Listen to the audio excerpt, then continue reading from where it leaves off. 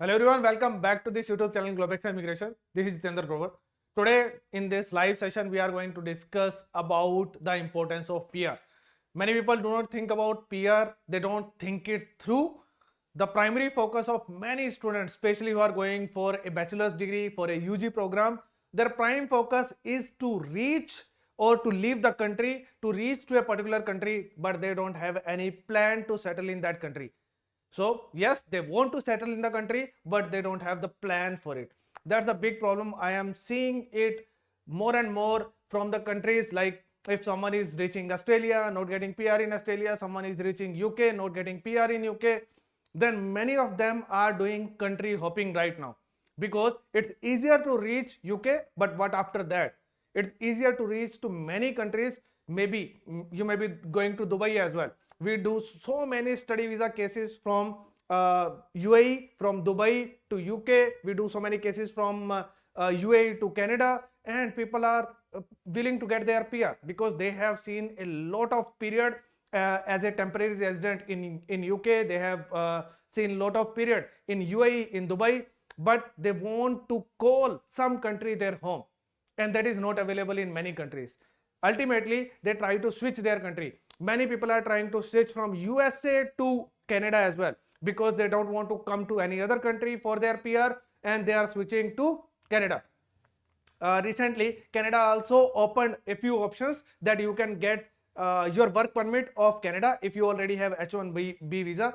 Last year, many applicants, they got their H1B. They didn't realize it by going to Canada, but they can enter in Canada anytime, and they can get this work permit as well. And eventually they can, after getting the work permit, they can convert it into PR. So I am just trying to convey here that importance of PR is immense. Many people do not think about it when they are applying for study visa. So the discussion here in this particular live session is just think it through, think it till the PR, plan your PR before your study visa. Target should not be to leave the country. So if you are going from India to UK or any XYZ country, that should not be the target. Yes, many times I ask the students, what is your target? Target is to go out of India, or target is to settle in the country, and plan is going to be different in both scenarios. If you want to leave the country, then okay, go to UK, it's the best country. And there are many countries in Europe where you can reach quite easily, but what after that? So you need to share with your consultant, what's your plan? Do you plan to take a PR through legal path, or you want to put asylum in that particular country? What's your plan? If there is no plan, in that case, you might end up submitting your application for asylum after landing, or maybe after completing your study, or maybe after completing your work permit duration, which is post-study work permit. So any duration during this entire legal period, if you are not getting your PR, you may end up getting the asylum of the country, and which is not really a pleasant scenario, because it restricts you to enter or to come back to your home country. Because if you do so, in that case, your asylum status can be refused, even though you get the asylum, you get the PR after the successful application of asylum. Still, if you enter in your home country and they feel that you entered in your home country and there is no risk on your life in your home country, and your asylum should be revoked. So you need to plan it. How do you you need to plan it through. You need to plan how you are going to take your PR of a particular country, whether you are going to hop the country, what are the plans, what are the things you are going to do after completing your study, and then after getting your work permit, PG work permit. PG work permit is the work permit that you get after the completion of study. In some countries it is 1 year, in some countries it is 2 years, in some countries it is 3 years, depending upon the countries. These type of work permits are there. So you need to have a plan that what I am going to do after this legal stay. Legal stay is going to be your study duration, your work permit duration, that is your legal stay. If you are going to get your PR during that period, that is great. That is great. That should happen ideally in the scenario. But if it does not happen, what is your second plan? How you are going to get your PR? How you are going to extend your legal stay? Are you going to put your asylum application? Are you going to stay there illegally? What is your plan for that? So you should just think it through. This is the topic of today, and there are many countries, many popular countries. I have put the flag here. So Australia is there, New Zealand is there, Australia is there, New Zealand is there, Germany is there, USA is there, UK is there, Finland is there, and there can be many other European countries. Canada is there. So many countries are there where usually people go. But in some countries, PR is possible in the time duration of your legal stay of study permit and work permit. And in many countries, you may require to keep on extending your work permit, and it comes through the sponsorship, and that's a pain. So in USA, H1B visa keep on extending, that is an option. In Finland, you can extend your permit. In Germany or in European countries, in most of the countries, you can extend your work permit by getting a full-time job and the sponsorship. It happens. But are you going to get your PR after getting those extensions? How you are going to get your extensions? Are those extensions going to be paid, or are they going to be unpaid, like free? So what kind of scenario are going to be there? And what is the culture of that particular country? For example, in USA, the culture is H1B extension happen in most cases without payment. In some cases, yes, there are payments as well. You need to pay to extend your H1B, and you may require to pay to some employer if you don't have a job, and you may require to leave the country. There are exploitations as well in some scenarios, but usually as such the culture is you don't require to pay. In Canada, culture is different. In most cases, to get a sponsorship, which is usually called LMIA, you require to pay for it. Only in some cases there are genuine employers who help you in getting your work permit extension through LMIA, and that is going to be for free. But it happens in some cases. So culture wise, you need to understand what is the culture of that country. So broadly, the culture of extension through sponsorship, it is usually free in USA, but culture wise in Canada, you require to pay. So there are drastically different cultures in these two different countries. So you need to understand what is the culture of the country to extend your work permit. If in case you are unable to get your PR during your legal stay of study visa and then PG work permit. So you need to understand those things before getting your study visa, before proceeding for study visa. I understand, I know that you may be frustrated in your current country. You may be in India, Nigeria, Bangladesh, Pakistan, in any South Asian countries, African countries, South American countries. You may be frustrated in your country, but before leaving your country, just make a complete plan. Just having an idea that I am going to settle in the country without having a plan, landing in a new country, but you don't have a plan for it, ultimately you are going to end up in really bizarre situations. You don't want to end up in those kind of situations, especially when you are not single, when you are married, you have kids, you have family, you have wife, you have husband. So if you have a family, especially in those situations, you must not land in a country without doing proper research.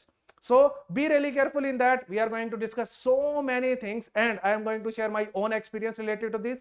This is not something which I heard from someone else, and this is not the experience of anyone else.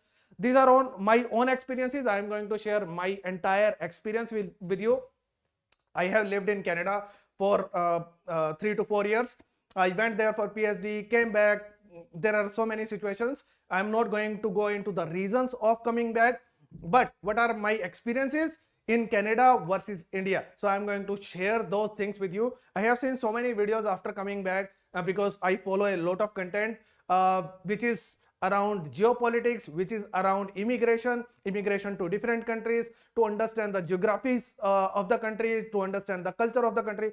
I follow hell lot of content on internet, available on internet, and I follow so many travelers who visit different countries to understand the culture of the country, and I'm really interested in understanding those countries because my job as an immigration consultant, it is directly related to understand the country, the culture, and the geography and everything. So I am really interested in those contents, and I have lately followed the content related to people trying to justify that, okay, you came back from USA, you came back from Canada, how you are feeling?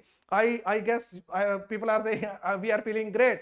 So there are so many things I have seen, like my experience is absolutely different from these guys who are making videos and trying to justify that everything is fine, everything is really great, there is no difference, and we are feeling good, better, happy. I don't know what kind of experience is that. My experience is absolutely different after coming back to India. So I'm going to share my experience, and people may be having different experience after coming back. They may be facing different kind of issues. there in the country where they were earlier, maybe in Canada, maybe in USA. I have seen people coming back and coming back to India, and then going back to Canada and USA and trying to find out ways. I am also trying to find out ways to go back, maybe as an interim step, maybe in Dubai and then to Canada, maybe directly into Canada. Still, I am looking for the options to go back. And now as the direct PR rather than going on study or something, because now I am full-time in this business. Earlier as well, I was doing the business only, but from Canada. Now I am in a full-time business. There is, for me, the option is not there to go on study. But yes, I am thinking about the PR pathways, maybe through some medium, maybe through French, which is possible for Canada, maybe through RCIP, which is a new program, because my wife has some experience in Canada, one year of experience, and that can be used to get PR directly from outside through RCIP program, which is a newly announced program. So I'm trying to find out options every now and then, and I'm guiding others as well in the entire process. So I'm going to share my own experience, what I feel, what is my experience in this entire journey of living in Canada and then coming back to India. So I'm going to share those things as well, because these are important to understand that why you must think about PR before leaving your home country. So this may be one step, leaving the country. Okay, you go to a new country, you may be thinking about it right now. This is the most important step. You may think about it, yes, but even more important step is getting the PR. If you don't get a PR, it is going to be highly painful to come back to your home country. Recently, Trump has deported many people, and they are now in their home country. Many have landed in African countries, South American countries, in India as well, and now there is a big buzz that the way Trump deported these people, it was not good, and blah blah blah blah. So many things are going on internet. But ultimately, you should hear these people how they are feeling. They have spent 30, 40, 50, 60 lakh rupees in Indian rupees, in US dollar, up to 1 lakh US dollars were spent in the entire process of reaching there, and they were deported. How's the feeling? They have lived the US life, and how they are feeling right now. They will not be able to adjust in this society.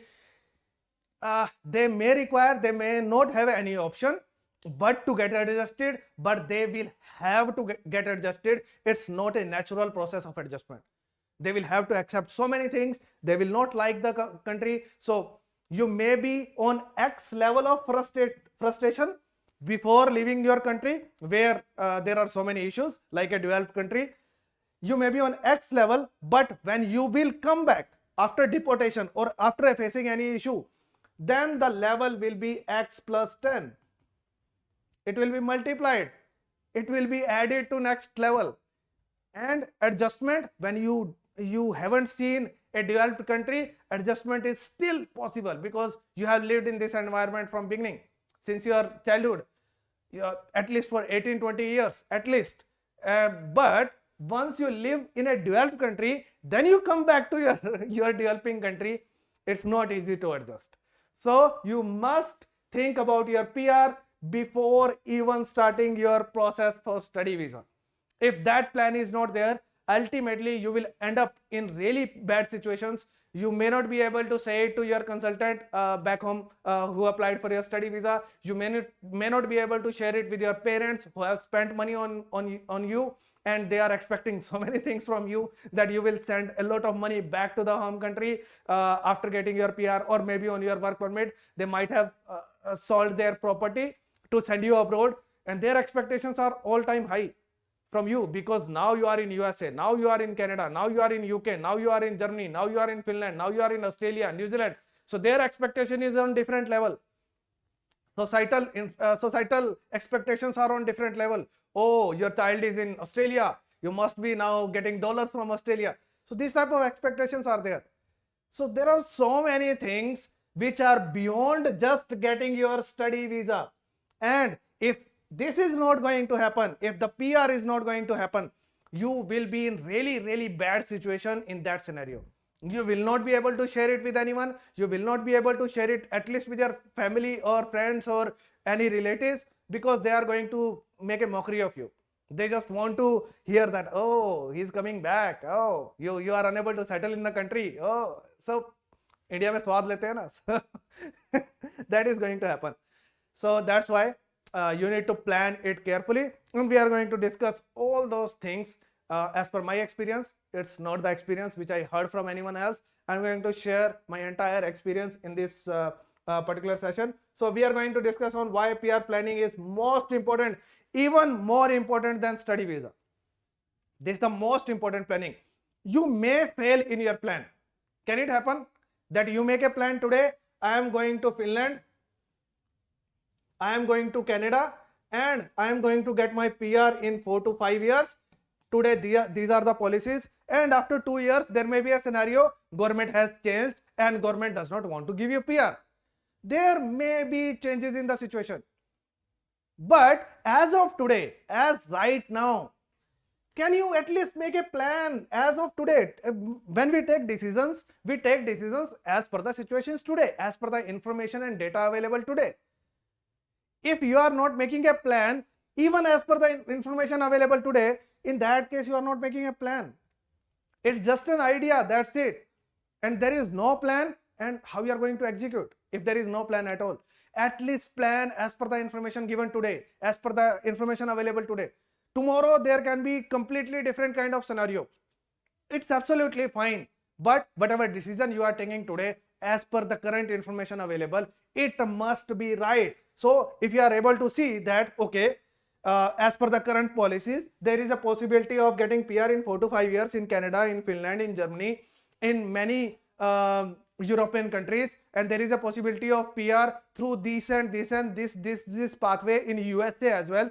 There is a possibility of PR if I am going to study so and so things in New Zealand. There is a possibility of PR to get PR quickly after going to healthcare masters in Australia. At least have a plan. You may fail in the plan, it's perfectly fine. But at least have your primary plan. Check the historical data of getting the PR in that country. Check the historical, how the country reacted in different situations. What's the history of that country? Country is not going to change their plan drastically, suddenly. You can see what is the history of that country. How much is their plan? Whether they are planning to give their PR in future or not. Whether they have given PRs to the already to the people who have already applied in past 5 years. So what's their track record? So we can do a bit of research to see the previous data and their future predictions. So we can see all those things. We can see the history and future plan of the country, and we can align our plan with that. If there is no plan available, if country does not have any plan to give PR, it means it's a gone case. So initially in the period of study, country may be really great. There are so many job opportunities available. There are so many things available on work permit. You can get a really great job. But what after that? What you are going to do after that? Are you going to come back to your home country? It is not going to be possible. So that's why your PR planning is really important, highly important. You must plan it before applying for your study visa, and plan as per the information available today. Don't think what is going to happen in future. Don't think what if there are so and so changes. There may be a new government in Canada in October, and they may be having a different plan altogether for PR. They may change everything. Trump has changed everything related to immigration. So there may be different governments, and during your tenure of staying in that country, there may be change of government at least 1 or 2 times before getting your PR. And those things may not be in your control. But what is there in your control? At least making a plan is in your control. If you don't have a plan, and if you don't know how you are going to get your PR as per the data available today, as per the information available today, then do not go for study visa. Leaving your country should not be a target. Target should be settling in the new country. That should be a target. And do not think about country hopping. There are people who go to a particular country and then they think that, okay, I am going to complete my study, then I will see where I am going to land in future. Then you are going to spend money again in the new country. So think about the target country and make a pathway possible for you to reach that target country. Do not make interim country hopping. that, okay, I am going to go to Germany, from there I will think about going to Canada. Do not think about it. This is not the right plan. If you want to settle ultimately in Canada, then go to Canada directly, not through Germany. Because again, when you will be applying for Canada, you need to spend a lot of money that time. And whatever you have done in Germany is all wasted. It's finished. It's over. The amount of time you spent there, the amount of money you spent there, it's all gone. There is hardly any use of this entire credential you have taken in Germany. It won't be of any use. This is just an example. I'm not saying that people do country hopping from Germany. This is just an example. So just think it through, and we are going to discuss about why PR planning is most important. So saving starts after getting your PR. So let's start with that. Many people think, or many people may not think, they don't even know. Many people think that as soon as they are going to land in a new country, they will start earning a lot of money. No, it doesn't happen this way. It doesn't work this way. No matter what country you are going, what developed country you are going, all the countries have similar type of recession. Go to any country, take any country, Australia, New Zealand, UK, USA, Canada, European countries, take any country. If there is recession, there is going to be recession more or less. Means it can be less in some country, more in some country, but if there is recession in market, after COVID you have seen that there is recession. Recession is going to be there in most of the country, and it is going to be similar. So if recession is there in market, it is going to impact all the economies throughout the world. You will see it. You can check the data. If there is recession, stocks going down or something is happening, you will see that things are happening equally in all the countries. Then people think that as soon as they are going to land in a country, in a developed country, they will start earning in dollars. They will earn a good amount of money and they will send the money back to the home country. Usually it does not happen, especially at the time of recession, especially when the economy is slow. So savings start after getting your PR. Before PR, what happens? Before PR, earnings are spent in maintaining your status. What do you need to do to maintain your status? You need to take study after study. You take one study and then you extend your study to maintain your status. You may require to relocate. In these countries, relocation is also expensive. In Canada, in USA, if you need to change one location to another location, usually if you are having a family, there are going to be losses of at least $5,000. If you are alone, then at least $2,000 are going to be lost in this process, because you go to a different city, then you need to start doing your job again. You have lost your previous job. You were in flow, the flow is broken. You get adjusted in the new city. You may require to change your license and spend money on many things. Your previous money that you have paid in previous rental apartment, whatever you have taken, some money is lost there. You may require to pay more rents after landing in a new city. There are so many expenses. Then you need to buy the air ticket, or there are at least $2,000 to $5,000 in loss. If you have a family, the loss can be even bigger than $5,000. If you want to carry more stuff with you, if you have a family, then losses can be really big. Only the expenses of travel can be really huge if you are going to permanently shift to a different country. So you need to spend a lot of money. Whatever you have said might be lost in relocation. Taking a new study, it can cost you $10,000 to $15,000. I'm talking about dollars, majorly in terms of Canada and USA. If you are taking any kind of new study per year, the cost can be $10,000 to $15,000, maybe $20,000 per year. That is a big loss for you. If you need to take a study, for example, earlier you went on some study. Now that study cannot get you PR. Now you need to do early childhood education, personal support worker, or any healthcare program to get your PR. This new study to maintain your status or to go towards your PR can cost you a lot, maybe $15,000 to $20,000 per year. If you need to take 2 more years of study, that happened in Australia. People keep on taking more and more study just to maintain their status. It happens. So if you need to do it, in that case, it is going to be a big loss of money in that case as well. If you need to take more study, you need to pay to consultants. Again, whenever you need to extend your permit, whenever you need to take a new study, whenever you need to do any kind of permit, even the asylum application, even whatever application you want to do. Sometimes you require consultant, sometimes you require lawyers as well, sometimes you need to spend a lot of money in this entire process. And there are official embassy fee as well for the applications, consultation charges as well. You may require to take multiple consultations from different consultants. You may require to visit lawyers as well. You may require to put your case in court. There can be different kind of charges. These are also the cost. Job sponsorship. Sometimes these job sponsorships are free. Sometimes, just like I shared with you, sometimes they are paid.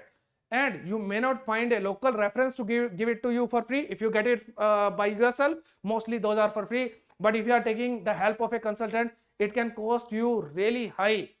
Cost of LMIA or work permit sponsorship can go up to $50,000 as well if you are inside the country. So this cost is really high. So either you are taking a job sponsorship to maintain your status or a new study. Both can cost you really high. This cost of two year of study, additional study, can cost you $40,000, and similar cost can be there for job sponsorship as well. So depending upon the country where you are getting this job sponsorship, the amount can change, but it is also a big amount. It can eat up your entire saving. You may require to bring money from your home country again. Then your visa application also take a toll. So until unless you get your PR, you will keep on spending money on different type of things to maintain your status.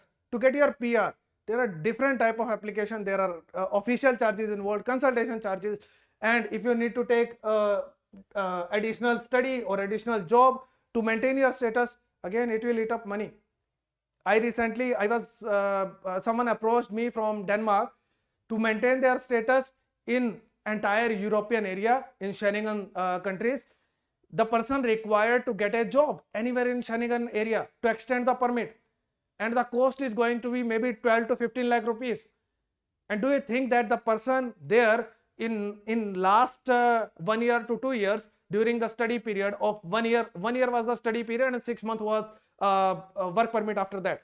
So during that entire duration, do you think that in 1.5 years someone has already saved more than 15 lakh rupees? Is it possible? Then this person is going to shift to a new country. There are going to be expenses on that as well, from where this person is going to manage these expenses. So until unless you get your PR, there are very thin chances that you may be having savings available with you. After getting your PR only you are going to get your savings.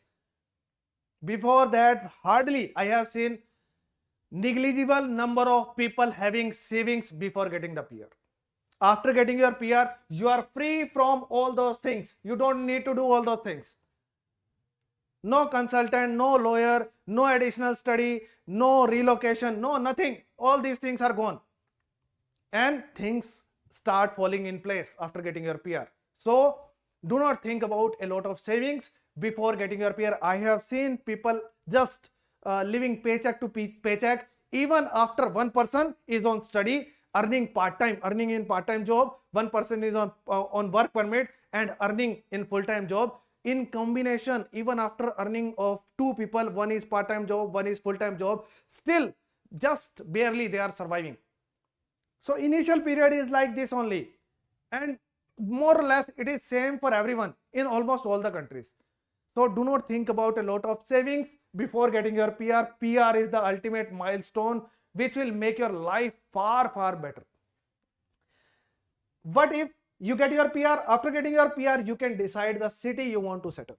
That is the most important step in your settlement, in your life, in your financial liberty, in your financial settlement, in your financial growth, or whatever you call it.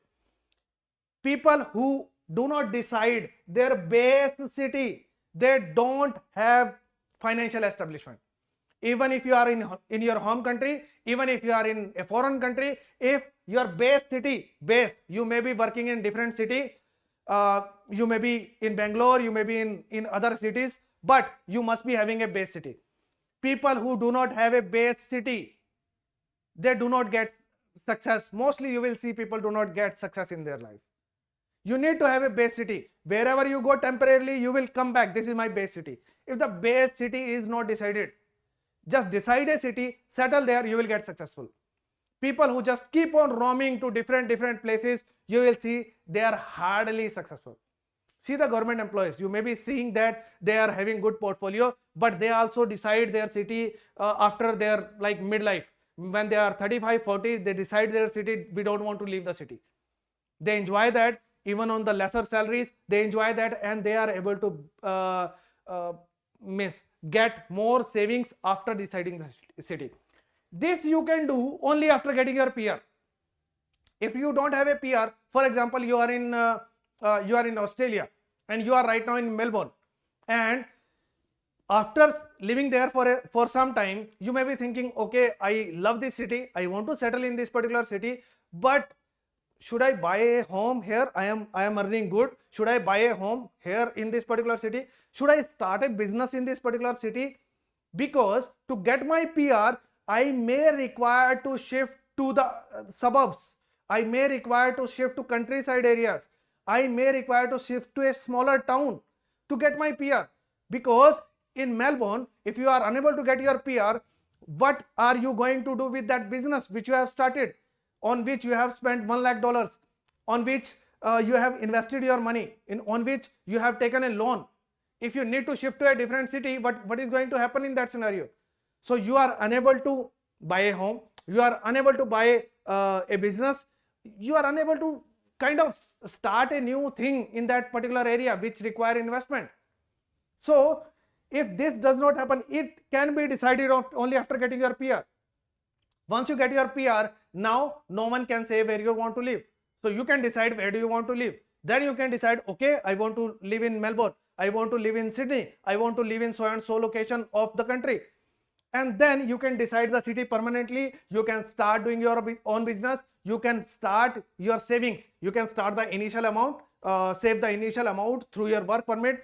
All these expenses are away now because you have got your PR. And after deciding your city, then your saving starts. Then you save for the initial payment to buy your first home. Then you make the initial payment. You are able to get the loan for that particular home. After getting your loan, and then the savings are even far more than this. So what happens? Because you are able to get the loan, you don't require to pay the rent, and that money is going into the installments. You can have people who are taking your home on rent. You may be living on one floor, other floors are given to others on rent. You may be having a flat, and now rents are away. You don't require to pay rents, and those payments are going into installments. That's how the journey of saving, that's how the journey of settlement starts when you buy your first home. So you decide the city, you buy a home, pay installment rather than rent. That's how your financial progress happens. And this is the way to look forward, and all these things are going to happen after getting your PR. You can't decide the final city that I am going to live in. There are many people who are in Canada and they are living in Brampton. We don't want to leave Brampton. We just want to live in Brampton. All of my friends and family members are living here. And what happens after that? Then there is a list of 7 lakh people who are going to, who are on the verge of deportation because their work permits are expiring in this particular year, 2025. What's the reason? Because these people were not flexible in terms of job and location. People who are not flexible in terms of job titles and location, they may not get their PR. If you are not getting your PR, what you are going to do after the completion of your work permit? You will be deported, or you will live there illegally. Then you will file for asylum. That's, if it is your pathway for PR, I am fine with that. I am no one to comment on that. But you need to decide what is my pathway for PR. So until unless, and if you want to get your PR legally through legal channels, in that I don't want to stay there illegally without any documents, or you don't want to put asylum, in that case you need to make a pathway for PR. And it is not, it cannot happen with your stubborn attitude that I want to live in the place where I am living, I am enjoying to stay here. You will require to change your city. You may require to change your city. You may require to go to the locations where people are not willing to go to get your PR. And then you get your PR, and then you can shift back to wherever you want. If you like Vancouver, shift to Vancouver. If you like Brampton, shift to Brampton. If you like any other city, shift to that city. But it happens after getting your PR. So city is decided after getting your PR. Before that, if you have decided about the city, then you must be having a firm plan for PR. Because if you have decided that Brampton is going to be my city, and if you don't get the PR from that city, then this decision is not right. It is not going to get your PR. So the most important decision of deciding your city is going to happen after getting your PR. To buy a home is going to happen after your PR, and then you can start your side hustle, your services business. You can buy a store as well. It can be a pizza store, any other store. You can do investment, but there should not be a risk of leaving these things. There should not be a risk of it. If you have the PR, you will get support from government. You will get a loan as well to start a business, to buy a store. So you can get a loan to buy a home as well. These sports will be available only after your PR, not before that. And buy investment properties as well. So how people grow in the developed countries, they buy their first property, which is the home they live in, and then they buy more and more investment properties as well. So that's how your financial journey or financial progress that is going to be established only after getting your PR, when all the dirty expenses will go away and you will decide on many things, and these decisions are going to be based on your PR journey only. It is going to happen only after your PR. So think about it. This is the most important thing. If it is not going to happen, ultimately your struggle is going to be huge. Struggle is real. Yes, we are going to discuss about the struggle as well. I'm not saying that there is not going to be any kind of struggle. Struggle is real. Yes. Struggle it is real, but it's worth it. It's absolutely worth it. I have seen people crying about we are not getting jobs, or we are struggling, and I was working as operations manager in India, and now right now in current situation I am working in a restaurant. I am cleaning dishes, I am doing Uber deliveries. This is not what I signed up for. This is not what I wanted. Yeah, this is struggle. Yes, it is real. It is real. Yes, I'm not saying that it's not real. I was doing my PhD. I was in Montreal. I started my PhD in ATS. Because I was doing PhD, I couldn't sign up for a part-time job with fixed timing. So I had to do Uber, because for me it was like any time we could get an assignment, and I wanted to be flexible. The only way for me to be flexible was doing Uber deliveries, and I did not have a car. So I used to do Uber deliveries, Uber walker. I used to walk to do deliveries in downtown Montreal. I have done it. So and I was assistant professor when I started my first job as an assistant professor in University Sadhopur. So that was my first initial job. I could also say that I didn't sign up for that, and I was not really required to do job as well, because I was getting some initial stipend from my professor, because I was on doing PhD. Still I was doing it to earn a bit extra, and this was kind of, I was enjoying that as well. There were struggles as well, but we enjoyed that period. And struggle is real. So I have also done struggle even after going to PhD. It was, yes, it was my own decision, but it may be forced on you as well to earn money to survive in a developed country. Most of the countries are expensive. You need to do jobs. You need to earn, no matter whether the job is of your choice or not. But that struggle is real, but it's worth it. Many people are there who make videos when they are student. Usually people make videos when they are student. And there are two type of categories who make videos about life in Canada, life in USA, life in Australia. There are going to be really huge differences when a student is making videos and when a person with the PR is making videos. Most of the time you will see people who are having PR, they are having their own home as well. They may be having one more investment property as well. They are more satisfied in life, and they may be suggesting you many things. They may be saying that reality is far different what you are thinking, things are far more changed, but they are having their home. If you compare their initial videos when they entered in the country, struggle during those periods, and when you watch their videos after getting their PR, there is drastic difference between those two videos, between these two periods. I have mostly lived with people who have citizenship of the country of Canada or PR of Canada. Their life is far more different from the people who are on study visa. These people have a car, these people have multiple cars, these people have one home at least, or maybe multiple homes. Their life is far different. And these people are usually struggling, and struggle is real. I am not saying for initial 4 to 5 years struggle is not going to be there. Even if you are shifting from one city to another city in the same country, if you are living in Delhi, in a big metro city, if you shift to Mumbai, it will take at least 1 year to adjust there. If you shift to Bangalore, you will keep on adjusting there. If you shift from a smaller city, tier 3, 4 city to Delhi, it will take at least 6 months to 1 year to get adjusted there. You may require to bring money from home to Delhi to live in or to survive in Delhi. It may happen. It happens. If you go to shift to Pune, you may require to bring maybe your family to support you, maybe your mother to support you there, maybe bring money from your home to survive in a big city. It may happen. Even if you are shifting in the same country, even if you are shifting from one city to another city, there is struggle. You are shifting from one country to another country. Culture is absolutely different. Everything is different. Expenses are far higher. There is no match in that.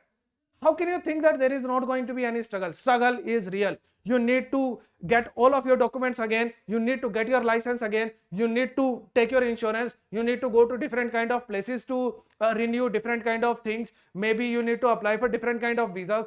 There is a lot of headache. Yes, those headaches are there unless you get your PR. So struggle is real. I am not saying that there is not going to be any struggle. Everything is jolly good. No. But this is the pathway for real good things. Most people who make videos when they are in student period, they have never met any person. Their sample size is what kind of sample size they are having. So they are going in the buses. They are seeing the people like them. All the people who are struggling, all the people who are in studying that time on international, all of them are international students. Their sample size is distorted. It's not the right sample size. Right sample size involves all kind of people on all kind of stages. If you are on study, that is one stage. Then someone on work permit, that is second stage. Someone has got PR, that is third stage. Someone has got citizenship, that is next stage. Someone has one home, that is another stage. One home and car. Car can happen at any stage. Someone is having greater than one homes, like investment properties. This is the complete sample size. People, by seeing this sample size only, that everyone is struggling here. All the students are struggling. That should be the statement. Everyone is not struggling. People who are on work permit, they are struggling less. People who are on PR, they are struggling even lesser. Citizen, even lesser. And one home, even lesser. Two homes, even lesser. So if there is a sample, it should include everyone. All type of people, all kind of status must be included in the sample size. So you must not decide anything after watching these videos. They are giving the idea about their own life. They are giving idea only about their life. This status only. Student status only. They are giving idea about the students, not about everything. You must hear or you must follow the podcast. You must follow the YouTube channels where the people are having PR, where the people are having work permit, where the people are having citizenship, where the people are having a home and they are giving their home tours, where the people are having multiple homes. Follow their journey, follow different creators, then you will get a complete idea. This is your complete sample size. If you are watching the video of, I have seen so many people coming to me, there are news that there are no jobs in Canada. I have lived in Canada. Not for a single day I was feeling that there is no job available.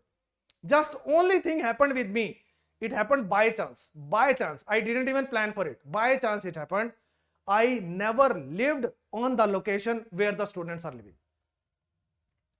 When I was in Montreal, I was living from where Indian Pakistani community was living. I was living far away from that. Very less number of students were living there. Then I lived in for 1 month. I lived in Brampton. That time I was not even working. I was living with Tamanna. So that time this was just the 1 month. So I will not count that. We didn't even try to search for a job that period during that period. Then for a long period we have lived in Edmonton, and we have lived in South Edmonton North Edmonton rather than South Edmonton. No student was there in North Edmonton or Northeast Edmonton. Not a single student. My daughter was studying in a school. Not a single Indian was there in that school. Not a single Indian. And in first week, my wife got the job. I was not even looking for a job. I was doing my immigration work only from there as well. My wife got the job within 1 week when we landed in Edmonton. Within 1 week, she got the job. And in fact, in that particular grocery store, Freshco, many people from South Edmonton were also coming to that Freshco in north side to do their job. That was the scenario. So by chance, we did not know what was the location there, how South Edmonton was looking, and I didn't know anything about it. By chance, we tried to book an apartment from Brampton to Edmonton. By chance, the cheapest apartment available, bi-level apartment, and you can't even imagine the cost to me for that apartment. It was just $1,150 bi-level apartment, 2-bedroom apartment, bi-level apartment, just $1,150. That's it. And if you go to the south side, the cost was more than $2,500. That's the difference between living away from where everyone is living, where all the students are living. By chance it happened with me, and it was blessings in disguise. I saved money on rent. I saved money. My wife got the job as well. I didn't face any problem in both the things, in terms of expenses, in terms of getting a job. So it is sorted. So many people, I have seen people crying about not having a job. If you are going to live on a location where everyone is searching for job, all the students are living there, and everyone is searching the job on the same location, everyone does not have a car, and you can't commute to a different location to search for a job, to do a job every day. You have limitation of going through public transportation, which is bus, which is slow, and there is limitation to reach to a particular location. Then what is going to happen with you? Everyone is looking for the job on the same location, and you are the part of thousands of students living on the same place. Have the guts to live on a location which is away from this location where all the students are living, and you will see that there is drastic difference between people who are crying during their study period to get a job versus your experience. My experience was different. Even, in fact, when I landed in Victoria, not many people go to Victoria. Victoria is one of the best cities in Canada. If you want to settle in Canada, Victoria is the location to settle. One of the best cities, maybe on entire earth. If there may be 10 most if I make the list of 10 best cities to live, Victoria may be one. And in that, I did not even live in Victoria. By chance, Anjali got a job. That also happened by chance. Initially, we were not really happy that we had to live away from Victoria city, and we had to live in a town, and it was a small village, Brentwood. It is really beautiful. Ultimately, we started liking Brentwood. It was so awesome, really, really awesome. And Victoria city was 15 minutes away from Brentwood Bay, where I was living. It was so beautiful, really awesome town. School was awesome for my kids. Everything was quite nearby, really a small village, and everything was available there. And we used to go for shopping in Walmart every weekend, possibly every 7 to 10 days, and we were enjoying there as well. Jobs were available there. All the time there were jobs available in Brentwood Bay. All the times there were jobs available in Sydney. Sydney is a small town near Brentwood in Sydney, because there were no students. So if you have guts to stay a little bit away, you need to have a car for that. If you have guts to stay a little bit away from the city, where all the students are living, you will find lot more options for job, and you will find far more better, and job stability will also be there, because usually these employers do not want to leave you.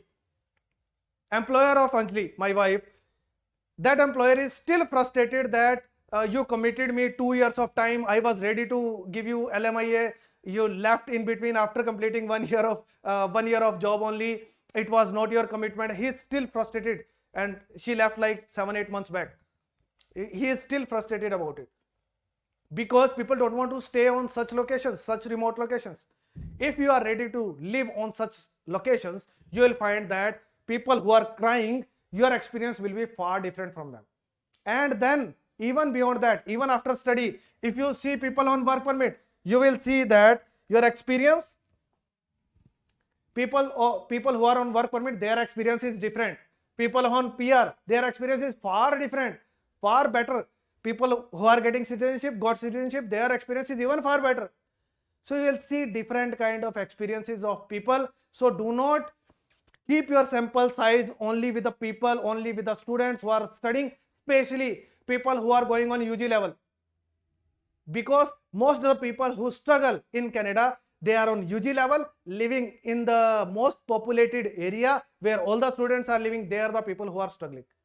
Apart from that, people who are on PG level, they are more flexible. They have more kind of experience to deal with the managers directly. They know that if they are going to hand over their resume or CV, even in fact, there are many people who do not even know how to write their CV, one-page CV to get a job. People who do not know how to deal with the manager of a particular store, they just keep on giving their CVs to whosoever is there, like cashier or someone. They take the CV and put it in the trash can, and then they say, we have given 100 CVs in different 100 shops, but there is no job available. You will not get a single job, because you don't know how to write the CV. You don't know how to deal with the manager. You don't even know who is the manager of that store. You never met the person, and you are giving CV to anyone random who is working there.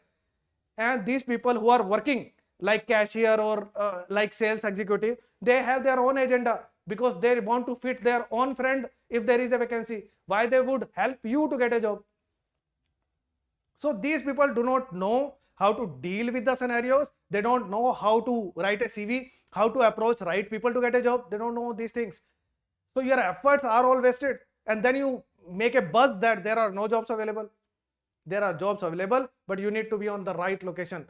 There are jobs available. You need to know how to deal with the manager directly rather than people who are on lower levels.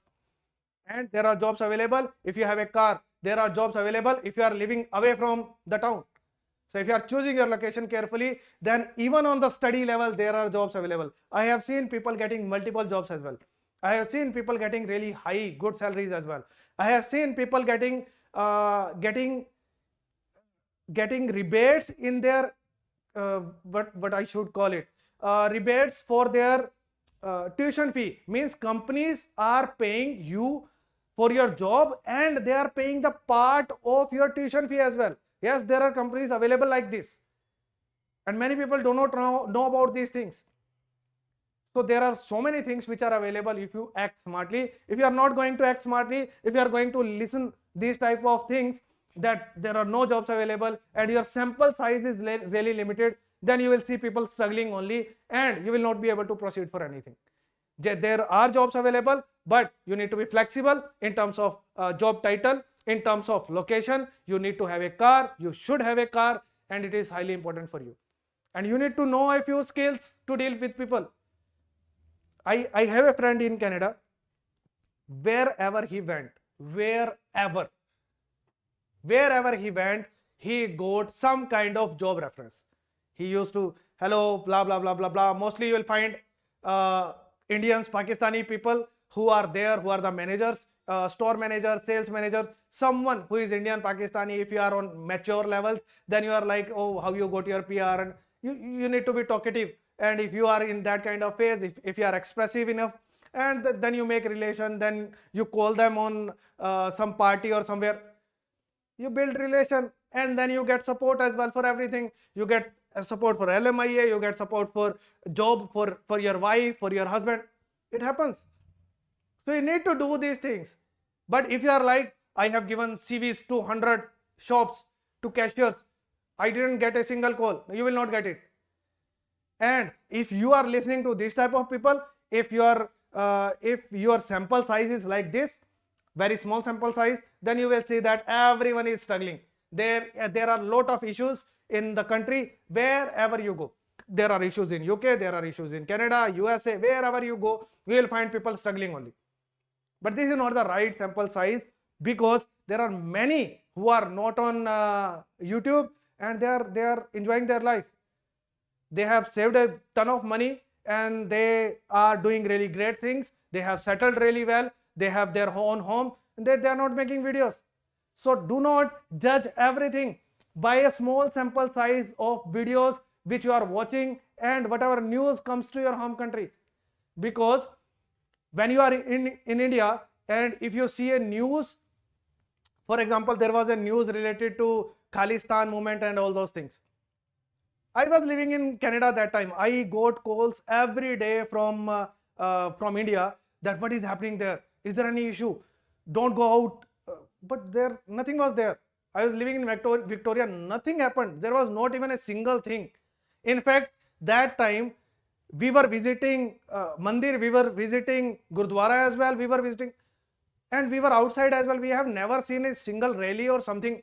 There are different pockets in the countries where these type of issues are there, and these issues are not there in the entire country. But when media shows it, it's like everyone is threatened, and there are so many issues. But media shows it, I don't know, bomb blast ho gaya jaise. It's not like that. So don't go with the news which are shown in your home country. Those are having different spectrum. Their agenda is different. Do not take decision based on the small sample size. Oh, so sorry.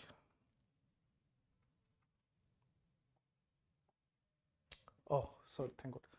So do not make your decision based on the small sample size of the videos available on people who are studying right now, living on a particular location.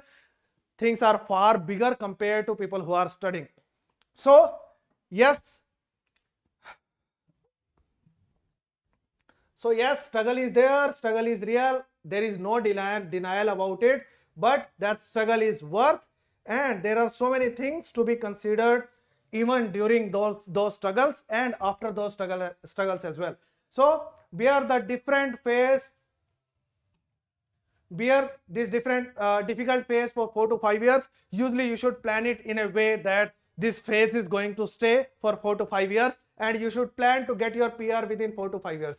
It is going to be longer. If it is going to be longer in any country, if any country says that you are going to get your PR in 10 years, do not move there. If the PR timeline, as per the information available today, if the PR timeline is 4 to 5 years, then only move to a country. It should be possible in some way.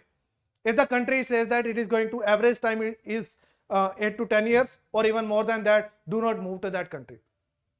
You will kind of waste your golden period of 10-12 years in just getting a PR. It's not worth. If it is 4 to 5 years, it's absolutely worth. You can decide the country. Which country say that at least it is possible.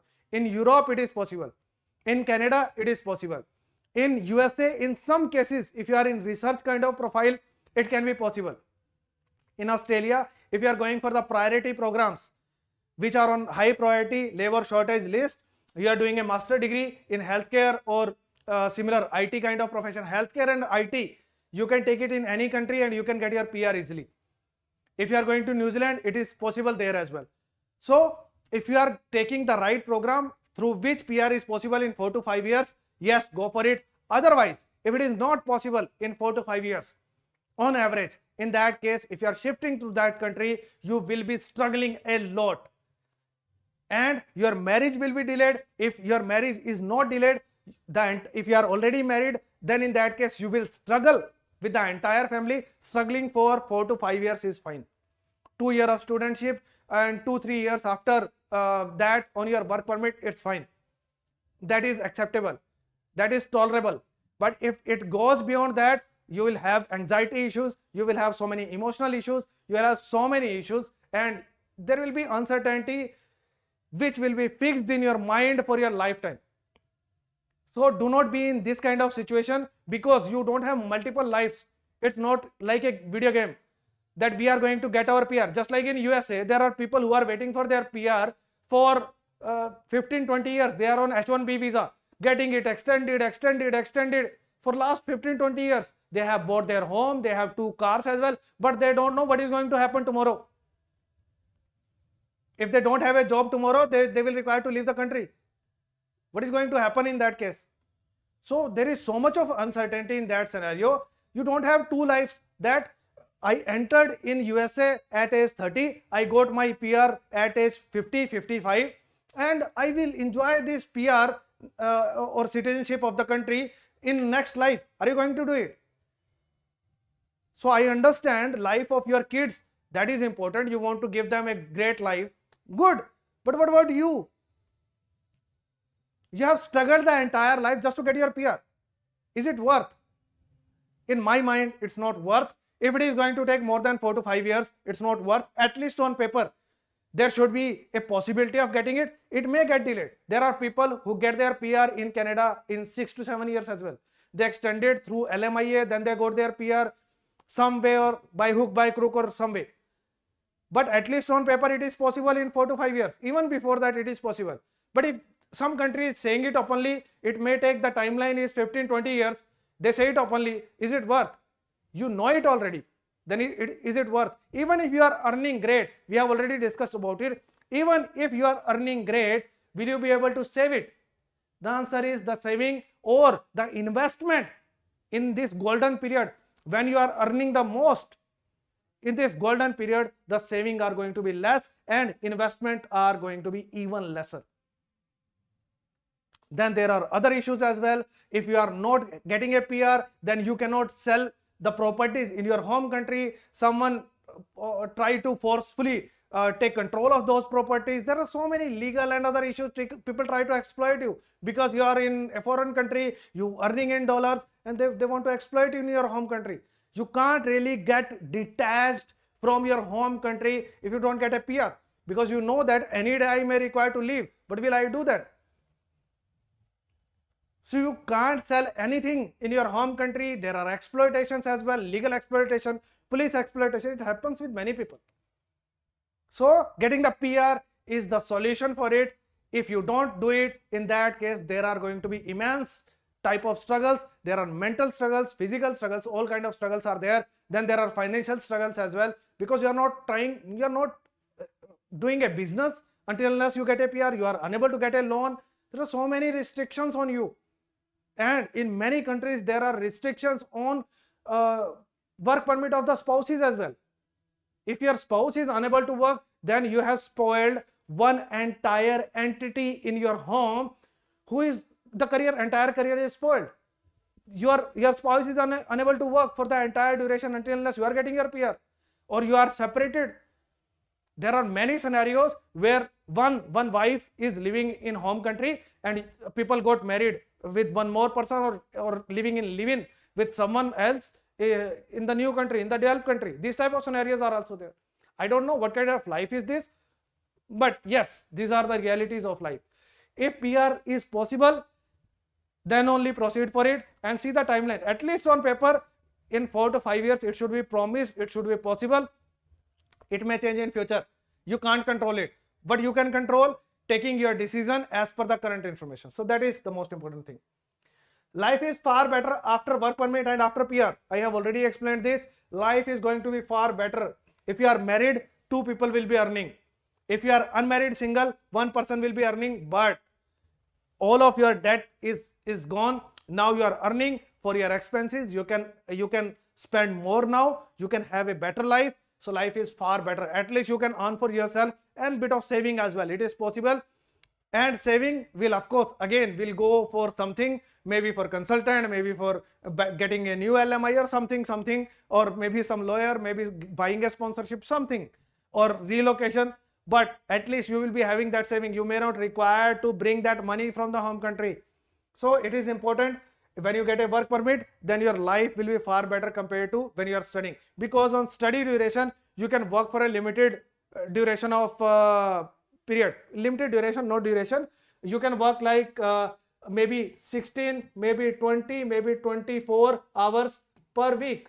So you can work for a small kind of chunk of time, and it is just enough for your survival, for your expenses as a student. There are not going to be any savings in that. So on work permit you can work for unlimited number of hours, and you can save some money as well, because you can take 2 full-time jobs, you can do 1 full-time job and Uber deliveries as well, and you can take your pathway forward in terms of saving. Be with your spouse and kids in this phase.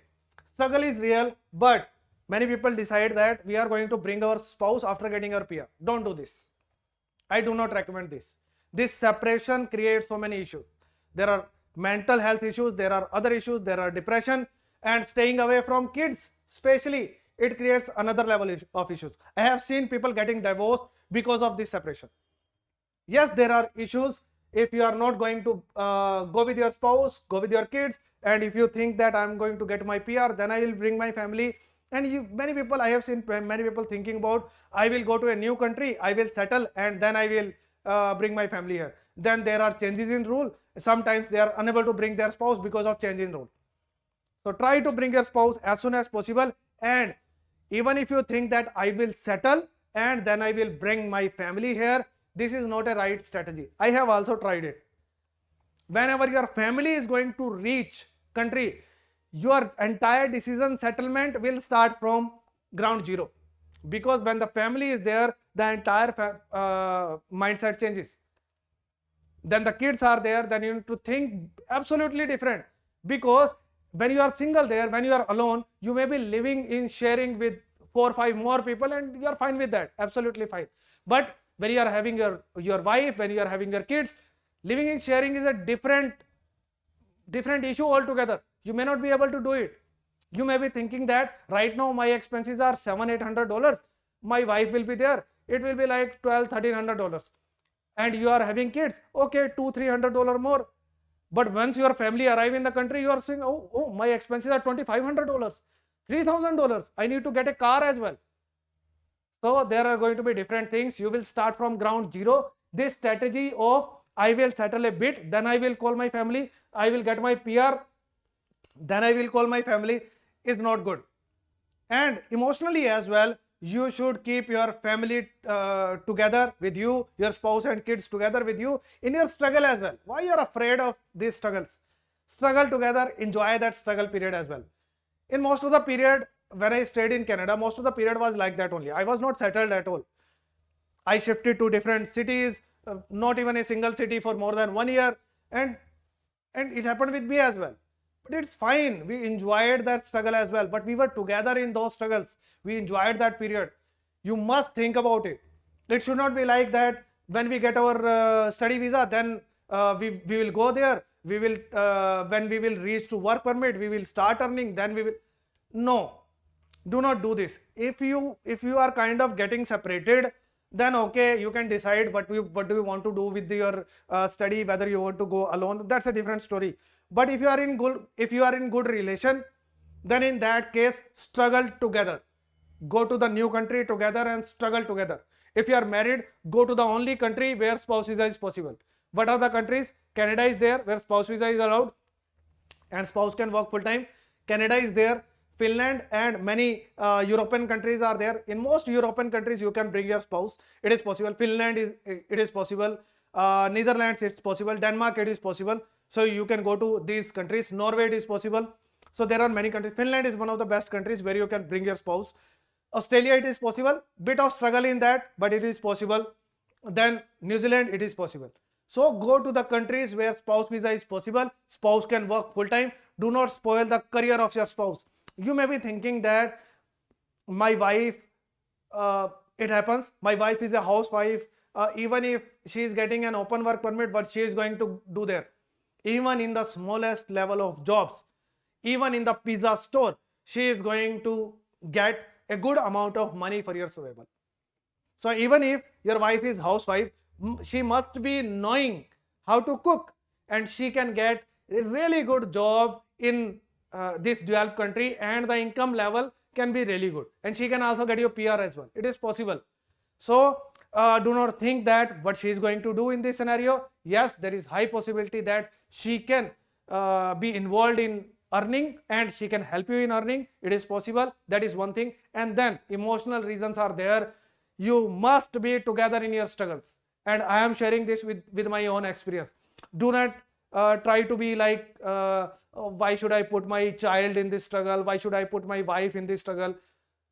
Be in this struggle together. Struggle is there, but have this struggle together. Decide for it that we will be there in the struggle together.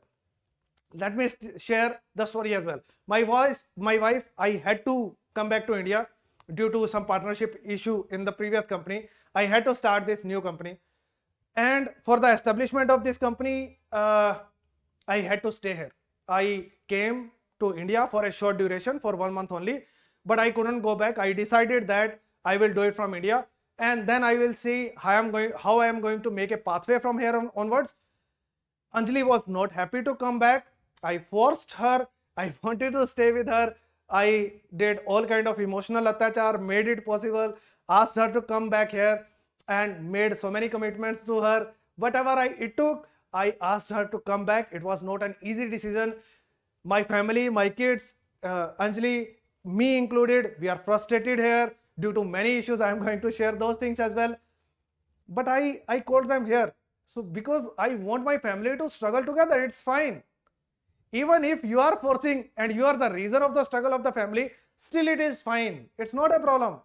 Do not think it like that I'm putting my family in the struggles. It's not a problem. It is increase your bond of the family. You will cherish it throughout the lifetime, and they will also be see how much you are struggling, how much you are doing. There will be ups and downs, frustrating situation in the new country as well. There can be many things in that during this period of 4 to 5 years. But once this period is over, they are going to enjoy it far more. You are going to enjoy it far more, and you will have this satisfaction that we were together in this entire phase, and you should live it together. Do not think that I don't want to put my family in struggle. No one wants to, but you should be. So bear this struggle together. This is my recommendation to everyone. Improve your sample to understand the final output after getting PR, made citizens of the country. So this is one important thing. This is really, really important. I have discussed it, that mostly people make up their mind based on the limited sample size of the people making videos as students.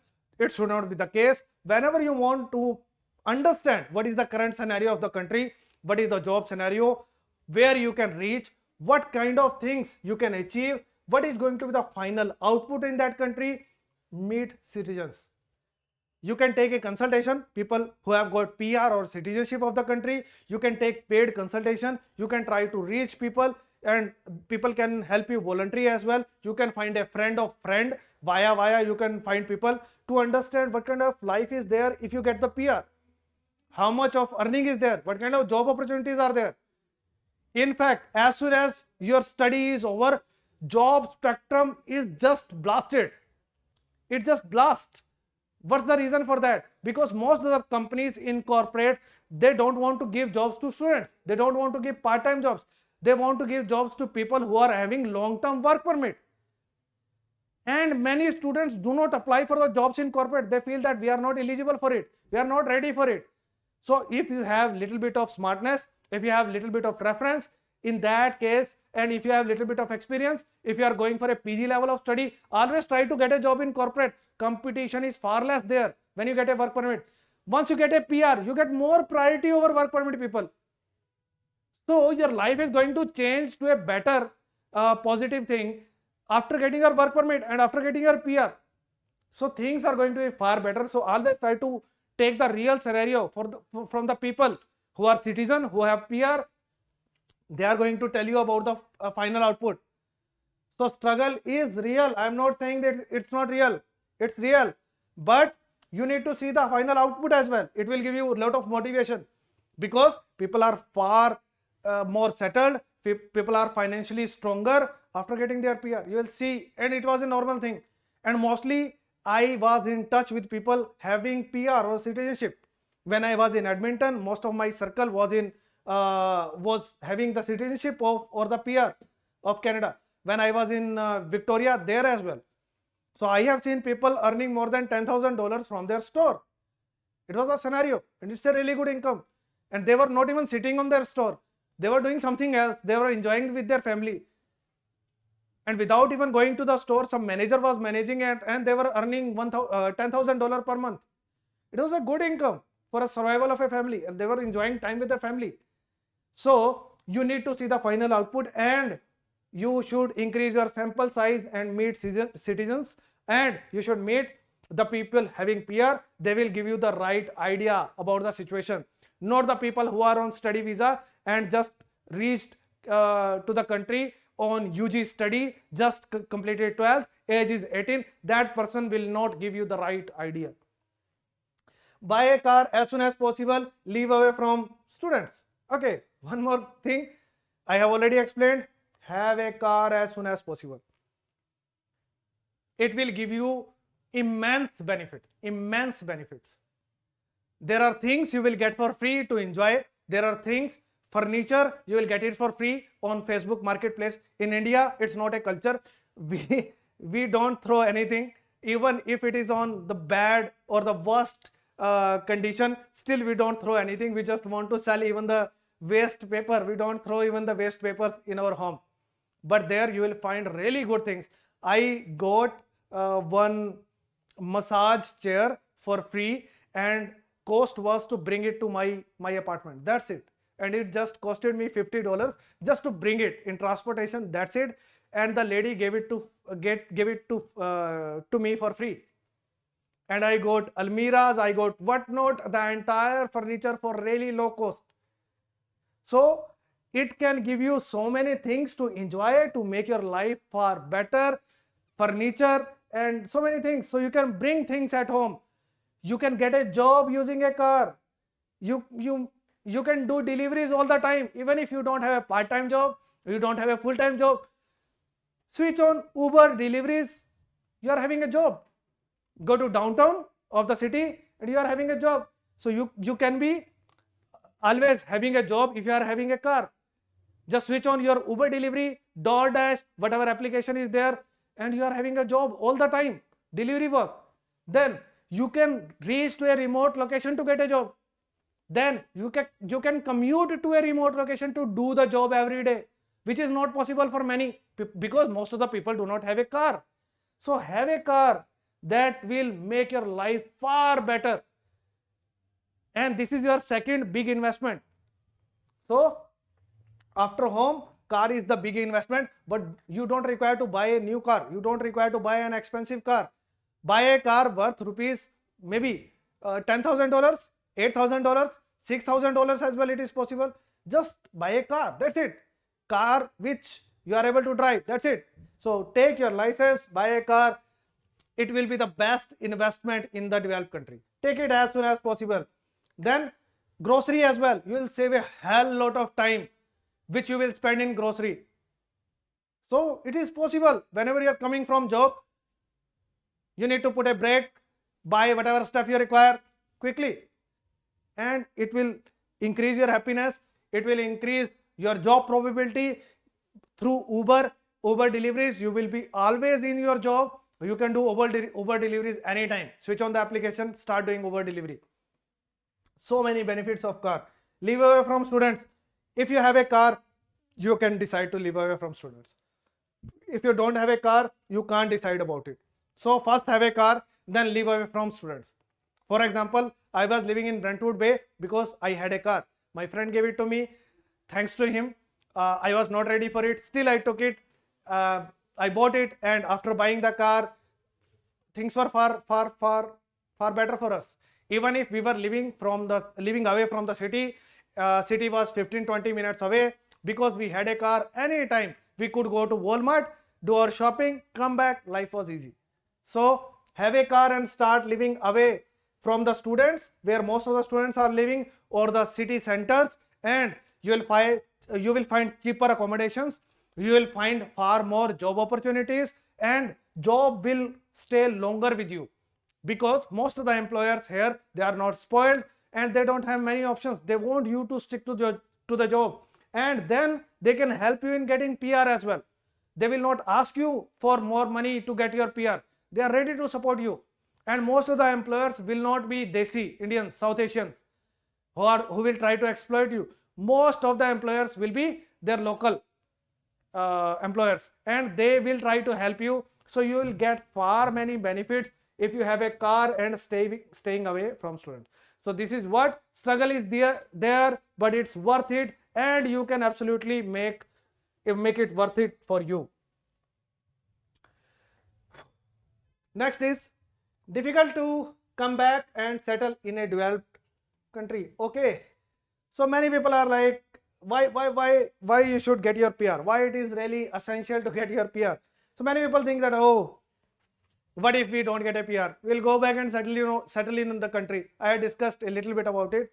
It's not easy. People say it, but it's not easy. Adjustment is not easy.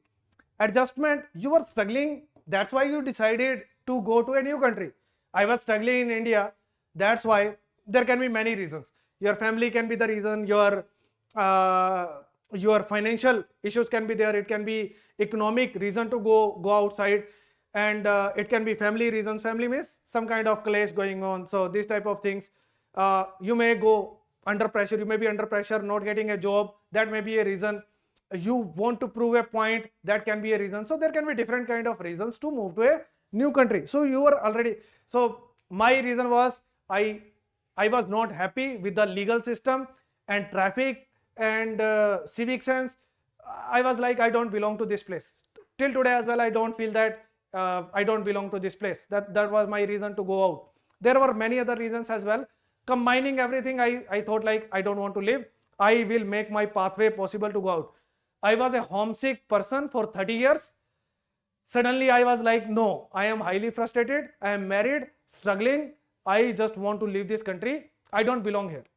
I was in IIT Roorkee when I decided to leave. And even if I was in IIT Roorkee, after seeing everything, I was like, IIT was my dream. I am a project associate there. What else do you want? Still, I was not happy. And I was like, no, I don't want to live here. I was frustrated with the professor. I was frustrated with the system. And I was like, I don't belong to this place. I just want to leave.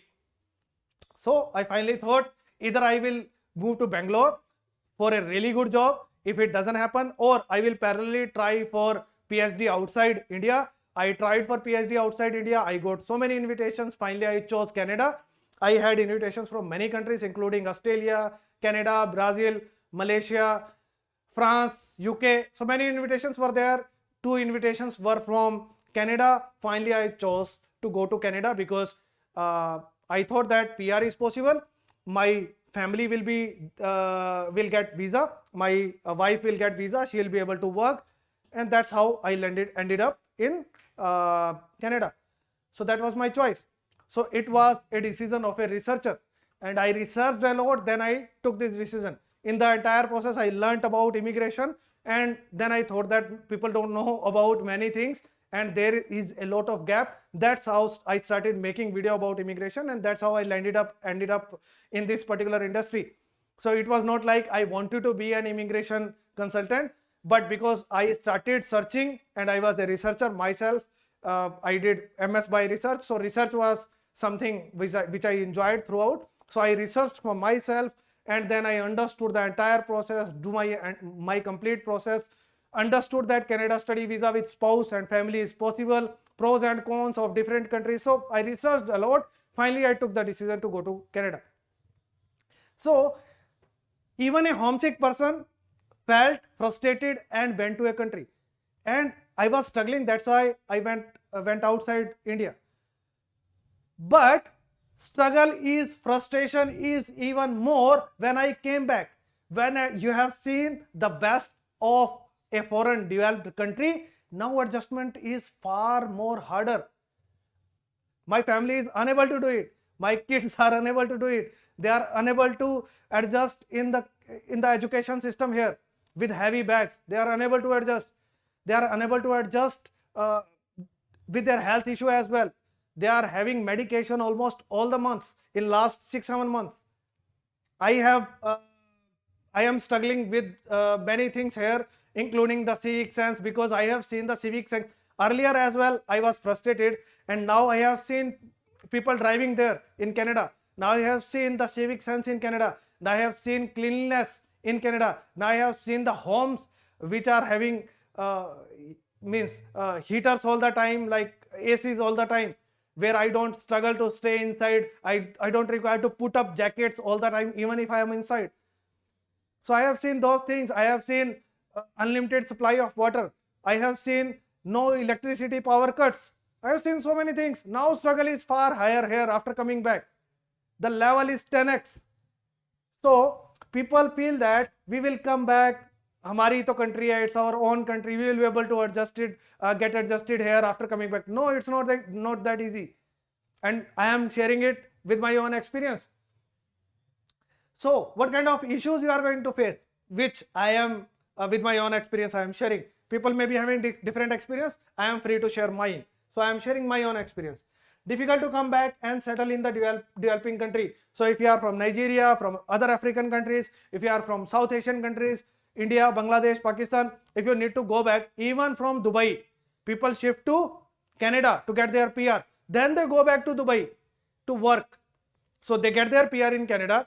That till the time we are able to work in UAE, we will work in UAE, we will earn good money, we will not pay any taxes. After that, we will shift permanently to Canada. We don't want to go back to India. We don't want to go back to Pakistan. Because we cannot call UAE our home. No matter how easy the rules are, but it is not our home. The day UAE announced that there is going to be tax, 33% tax, the incentive what you are getting in UAE, living in UAE, that's gone. But if they say that there are no more extension for work permit of people living from other countries, what you are going to do in that scenario? So they don't want to go to Bangladesh, they don't want to go to India, to Nigeria, to Pakistan. What they are doing, they get their PR of Canada. After getting their PR, they come back to UAE and they keep working in UAE, earning in dirhams there. And once they need to settle permanently, they will not come back to the home country. They know the situation of home country. And where they want to settle permanently at the end of their life, they want to be in Canada, they want to be in USA, they want to be in Germany, they want to be in other countries, in Europe.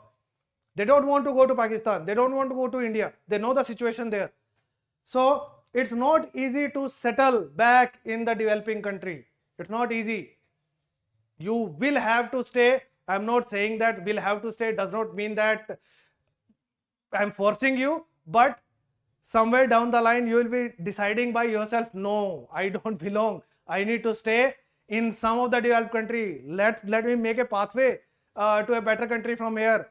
I will not be able to stay here for a long time. Yes, for a short duration I can adjust, but not permanently. It will not be easy for me. So what kind of issues will be there?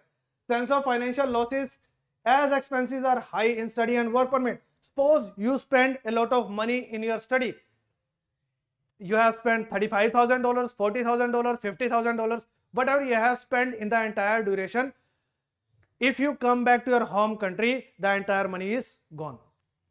So that sense of financial loss on whatever you have spent to get the study permit or the get work permit, that is there, that sense of loss is there, and you'll always be feeling that I have spent a lot of money, I want to recover it. It's just like you go to a gambling game and there you have the losses, then you want to recover it. What's the way to recover it? Finally, to get PR, to get savings, at least you want to bring the same money back which you have spent. So if you have to come back, this sense of loss is going to be there, and it will stick to your mind that I have lost so and so money in that entire process, and what I have achieved in that entire process, I am frustrated, I have lost my money, but I am doing. So that sense of financial loss is going to be there. Health issues after returning, especially for kids. Many people, they decide for their kids as well. I have decided I want to come back. I have also decided for that, but I didn't call them for staying here permanently, and I did not think it through that there can be health issues after coming back. These issues are there, you are going to face it, and you may get adjusted about it, you may not want to talk about it. I avoided to talk about it for a long time, but I also have this acceptance that due to me, due to bringing back my kids after living there for 2-3 years, I am the reason for their health issues. They are still struggling in India. They are unable to adjust. Every now and then they have cough, every now and then they are having fever, they have got typhoid after coming here, many health issues. Every time some kind of medication is going on. So this is one of the issues, health issues. And even on you, if you are living in Delhi, you must be knowing the air pollution there. It's a buzz all the time. So always you are going to, even in tier 2-3 cities, I am living in Panipat. I know the situation here. Here AQI also crosses 350. That's the situation of Panipat. That is tier 2, tier 3 city maybe. Then pollution in other ways. Every here and there you will see pollution all over the places. So that's the situation. So you will face health issues as well. Adjustments in job after returning. There you may be doing some kind of job, maybe even Uber delivery, maybe a sales executive, maybe cooking, but you were earning good there after doing cooking. If you were a truck driver, truck helper, still you were earning really good. If you are a truck helper here in India, what you are going to do in that? How much you are going to get? There is going to be a job dissatisfaction after that. Even if you are earning really good, therein means you are working in corporate, still you are going to get far lesser salary package in India, because Indian salary packages cannot match US or UK salary packages or Ireland salary packages or Germany salary packages. There, as per the expenses there, these are adjusted, and you will be seeing that I am getting far less. And then there is a lot of money deduction in terms of taxes. So there are GST, there are income tax, GST, everything will be deducted, and there are going to be toll tax. Then whenever you are traveling anywhere, then you are going to pay for the cars as well, and whatever things we get like normal things in Canada, USA, in these developed countries, like normal, not even luxury, those things are counted as luxury here. Car is a luxury here, and many things, even the vacuum cleaner, it is luxury, you will not find it. That dough maker, it's a luxury here, you will not find it. Dishwasher is a luxury here. Many things which are quite common in every home, you will find multiple. Those kind of things are luxury here, and you are taxed based on the luxury items. Perfumes, bags, they are far cheaper there. Same bag will cost you far higher in India. It should cost you less because it is in India. As per the Indian market, cost should be less. Same bag will cost you far higher compared to Canada or USA in India. After 100%, more than 100% taxes. That's the situation. So you will not be able to adjust in lesser salaries, especially when you are not landing in the corporate job. If you are doing some routine job there, survival was easy there, or you were able to survive even in the normal routine jobs, and you are happy. Even if you are working on the routine normal blue collar jobs, you are fine with that, because there are salaries, minimum salaries are set there. Still there is a common level of living everyone is able to achieve. But here what is going to happen with those people? If you are working like a sales agent here, people who go to door as sales agent, you are going to get 8-10,000 rupees, 12,000 rupees. What is going to be the situation in that scenario? Can you survive? There you are getting a good money in dollars, and you were able to get a basic level of living. What you are getting here for the same kind of job? People who are in corporate, they may be able to adjust, because they may be having in Indian salary, still the respective salary can be there, and they may be able to adjust. What if you were not working in corporate? What if you are working a blue collar job? What is going to happen in that scenario? You will not get anything. You will not be able to adjust. You will not digest this kind of scenario after coming back. So adjustment in job after returning is going to be a big issue. It is not going to be really easy. Air pollution and other pollutions, there is no match for that. AQI in Canada, in most places or in other countries as well, is less than 50. Less than 50. And many people get a shock after landing in these countries. It's so clean, everything. It's so clean. And what's the situation here? What's the situation in most of the developing countries? What's the AQI? If it is 300, it is considered good. 300, 350 is average in Delhi. In many places, 150, 200 is common in almost all the cities. That's the situation in developing countries. So air pollution, other kind of pollution, there you will not find people throwing things here and there. You will not see these type of things. Civic sense is there. And what you are going to see here, you will not find footpaths. You will see people throwing all kind of stuff anywhere, people urinating at any places. They are spitting on all the places. You'll see in trains and wherever you go. And you need to ignore it. You need to dodge it. That's it. That's the only solution. But it's there all around you. How much you can ignore it? It's not possible. And air pollution, no matter how much you are earning, this is something you can't even buy after becoming Adani. You cannot set AQI of the city even if you have billions of dollars. You can't do anything about it. You can't set it. You can't do anything. You can just leave the country. That's it. That's the only solution you are having. So this is not something which you can buy even if you are a billionaire in the country. You can't do anything. You can just sit at your home. You can have air purifiers all over the places at your home.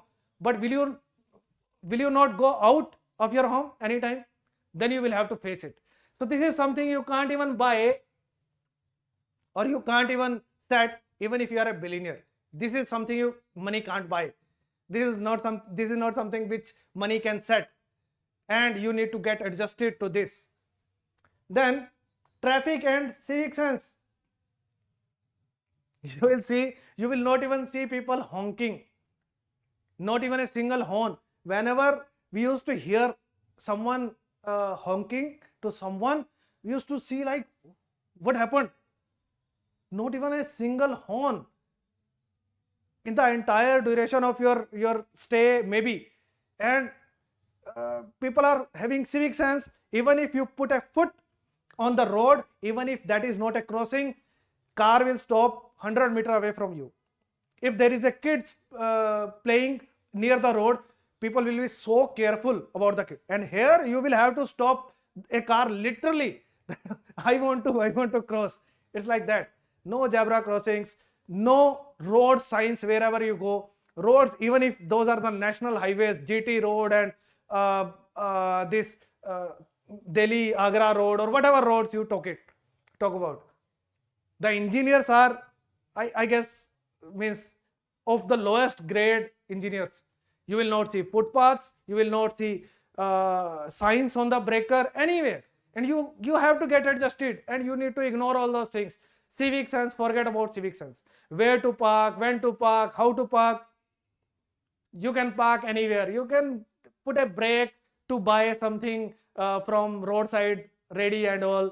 I want to put a brake, and someone needs to get out of the car, and you want to, they can park anywhere. Trucks can drive anywhere in any lane. There is no civic sense.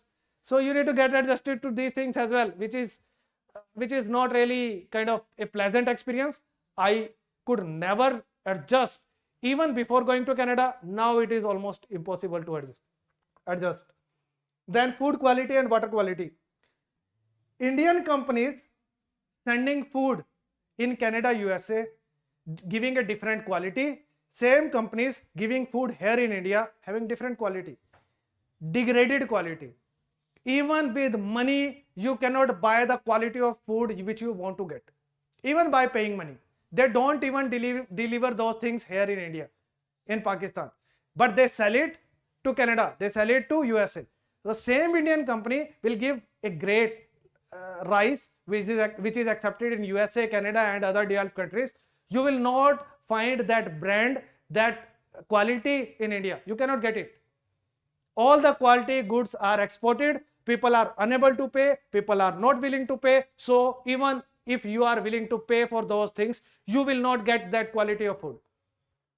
Same is for any kind of products, any kind of things you take, whether this is any vegetable, grocery, whatever you buy, you will find quality food in those developed countries, and the food will come from China, Bangladesh, Pakistan, India. Quality will be top grade. Same brand, you buy the thing here in your developing country, you will not find that quality. You will not even find that brand. It is not made for India. It is not made for Pakistan. Pakistani company not selling the thing, that quality thing in Pakistan. Indian company not selling the same quality thing in India. It is happening. So even if you are ready to pay, you will not find it. So this is something you can't buy even after having the money. But you will do with that money. So whatever things we are buying here, the quality of thing, there are many substances which are banned in India, which are banned in USA, which are banned in Europe, which are banned in Canada. They are fine here. People are eating it. Kids are eating it. They are banned anywhere else. Nestle is having different products here for Indian subcontinent and different products for African countries and different products for European country, different products for different country, developed countries. Why so? So even by paying money, you cannot buy quality food. You can't do anything for that. Water availability, there is always issue of water availability. You'll see water shortages there all the time. I am not going into that discussion that this is your country, you should preserve water, because there is scarcity of water. This is the situation. This is a fact. That's why you have to save it. There I never faced any issue with the water. They have tons of lakes. All these developed countries do not have problem of water. None of the developed countries have the problem of water. So this is also there. Corruption in police, legal system, government department. This gives you the highest level of frustration. And even if you are right in your situation, to prove yourself right, you need to pay. To make a complaint, you need to pay. Even in legal system, you can't trust your lawyer. This is the situation. There may be a judge who is corrupt. There may be other government officials who are corrupt, and you need to pay for many things which you don't want to pay. Even after you are right, we have seen hundreds of cases where people were right, still they got punishment. They had to bear the systems, the legal systems, police systems, which are absolutely corrupt, and you have to face it every now and then. You want to dodge it, but how much? Every now and then people misuse these type of systems against you, and then you need to become the part of this corrupt system. You will have to pay. Even if you are right, to prove yourself right, you need to pay. If you are not going to pay, then the wrong person will be proved right, and you need to bear the consequences. So you need to become the part of the corrupt system even if you don't want to be, because it is forced on you. Power cuts. There was no inverter in USA, Canada. I guess there is no concept of inverters in USA, Canada. I have never seen inverters there or generators there. There are no power cuts. So they have achieved it. India will take, I guess, 20 more years to achieve it. Pakistan may take like 50 years to achieve this. Maybe in the lifespan after my life, my kids may be seeing that, but not right now. So these things I don't see improving anytime soon. It may take tens of years to get the improvement in these things. Maybe that is also, again, maybe. Family and social pressure gives a feeling of failure. So if you come back, then social pressure is there. Oh, you came back. What happened there? Didn't you get your PR? What are you doing it? What's your plan? People come to you to make mockery of you. That is going to happen. So it gives a feeling of failure, that because I came back, I am a failure. Should it happen? No. Does it happen? Yes. Because our society is built like that. स्वाद लेने वाले लोगों को. So it is also a big frustration. Whenever you come back, your family is going to mock you. Your distant family members are going to make a mockery of you. Society is going to come. What happened? Why did you come back? They are going to ask you about these things. This is going to happen. This is our subcontinent society. Frustration after comparison of life. It also happens that you have seen a great life there, and now you are again back to your normal routine life, which you lived for 20, 25, 30 years. Now you are back to this, and you are always going to be frustrated for that fact that what I am doing, I am a failure. That sense is going to be there. And even if you are going to ignore it, you are going to ignore those type of questions, but inside you know that I was living a wonderful life there, even if I was earning less, even I was saving less, but even without that, my normal routine life was really good. I was having good air there, good food there, I was having a car there, and normal things. I had respect in my job, even if I was a cook, even if I was a cashier in grocery store, even I was riding a truck, whatever I was doing, I was respected. That is not there. Civic sense is not there. So you are going to be frustrated about the comparison of that developed country and your current situation. You will be frustrated what people are doing. You will be more frustrated after comparison, and that is going to give you so many issues, and that sense of happiness that will go away. That sense of even after accomplishing anything, even after achieving something, you will not be able to be happy. That happiness will go away. That happened with me. So no matter what happens, internally I have a feeling like something is missing. This is not what I want to. So that is going to be there, and that frustration may stick to you maybe for lifetime, because you have seen something great, and you will always aspire for that, which you are not going to get at least in your lifetime. It may take like 30-40 years to achieve that kind of thing in your home country, but not anytime soon. Next is cost of country hopping is really high. So why you should get your PR in the country where you are landing for the first time? Why getting PR is important, and why you should think about getting the PR in the same country rather than country hopping.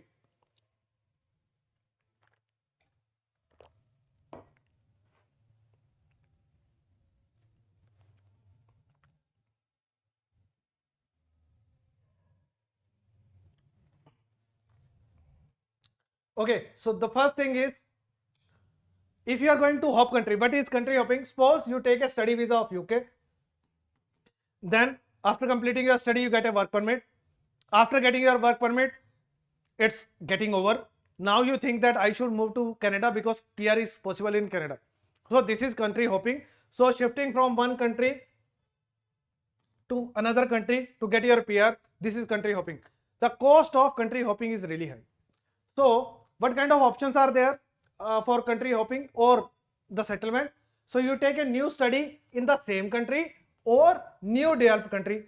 So earlier you went on study visa, now you take one more study, and then in the same country you renew your status, or in a new country there you are going to take another study, you will become a student again. What is going to happen in that case? You need to spend a lot of money in your new study, and it is like starting from the scratch. So there is going to be a cost of at least $40,000-$50,000 in this entire process. That is really painful.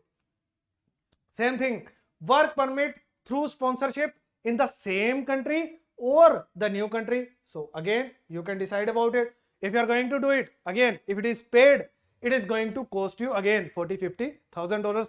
So country hopping is going to give you big cost. Extension in the same country through study or work permit is also going to give you big cost, and this is the cost of country hopping from going to from one country to another country. Or what you can do, you can take asylum in the same or the new country. If you are in a developed country, you can take the visitor visa of other developed countries as well, and you reach there and you apply for asylum. Again, if you are ready for that, there is cost involved with asylum as well, and there are risk of asylums as well, because you have seen what Trump is doing in USA. If you get caught, Trump is going to deport you. So that is happening right now with many people who are getting caught. So asylum, if you decide to take asylum, yes, you can decide for it, but there is cost involved in that entire process. Lawyer is going to take that money. Getting visa has some cost involved in that, and asylum has one inherent problem that you cannot go back to your home country. And if your asylum application is refused, you will be deported back to your home country. It is also a big problem. So if you decide to go for asylum, yes, you can decide, but there is cost, and additionally, and even after cost, you can be deported and you are detached from your home country until unless your asylum application is approved. And if it is a failure of the asylum application, if you get refusal, you will be deported directly to your home country. That's also a big issue, and you cannot visit in between the application, you cannot visit your home country. Even after decision, you cannot visit your home country. So that is the situation. During the asylum application, you do not even leave the country. That's also a problem. Next, fourth option is overstay illegally. Never recommended. Without any documents, people are getting deported right now. In the same or the new developed country, again not recommended. So usually what people do, they try to do country hopping, try to go to a different country where the PR is possible, but it becomes a fresh start from them, and it has a huge investment which should not be done. So try to land in the same country where you want to get your PR rather than doing country hopping. So rather than deciding to leave your developing country, to leave India, Pakistan, Bangladesh, or any of the countries in Africa which you want to leave, so rather than deciding to leave the country, decide to settle in the country. And if you decide to settle in the country, then you think about PR before taking the study visa. That's the most important thing for you. One more thing during your decision that can help you in the entire decision. Okay, how alignment of the government impacts your stay. How you can decide better for you, how you can do it. This decision can be based on what kind of government is there in that country. Can the government impact your decision? Yes. Broadly, you can divide the governments in two sides. One is right-wing government, second is left-wing government.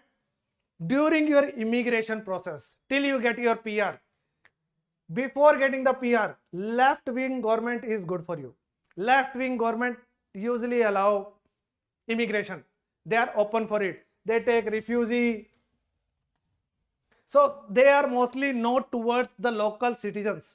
They are mostly towards the immigrants who are coming from outside. You can see it in India as well. You can see it in any country you go. So if the left-wing government is there, they are inclined towards minority votes, and immigrants also come towards minority votes. You go to Canada, there also you will see that government is towards the favor of immigration, immigrants, they are in favor of those people. So you will see left-wing governments are good for immigration. When you are immigrating, when you are in the process of getting your PR, after getting the PR, people always want to have right-wing government. Why? Once we get our PR, then no one should be able to enter. Ab bahut ho gaya. Now it is far as per the requirement. Now no one should get PR. When people say that Indians are jealous of Indians, they are making complaints of Indians. Should they do that? Yes, they do that, because if someone is living illegally, they should do complaint. That's the right thing to do. But people voted for Trump, who is a right-wing person. It shows that even minority people who voted for Trump, who had their PR, they voted for Trump because they don't want more immigration. That's enough. We got our PR, now no more people should come. So should it happen? No, but it happens. So I am giving you a reality check. So when you are in the process of getting your PR, you get your study visa, work permit, process of PR, your life is going to be far easier where left-wing governments are there. In Italy, now there is right-wing government. In India, now there is right-wing government. So wherever the right-wing governments are there, most of the countries are now getting right-wing governments. They will make your life tough to enter in the country. They are for locals. They are nationalist parties, and at least in terms of their agenda, they may be having different agendas as well, but broadly they are nationalists. They always talk about locals. They always talk about the real population. If it is BJP, they talk about Hindus. If it is Trump, that he talks about Americans. So if it is in Canada, right-wing government, they talk about Canadians. So they talk about the locals, the initial people who settled there, they talk about them.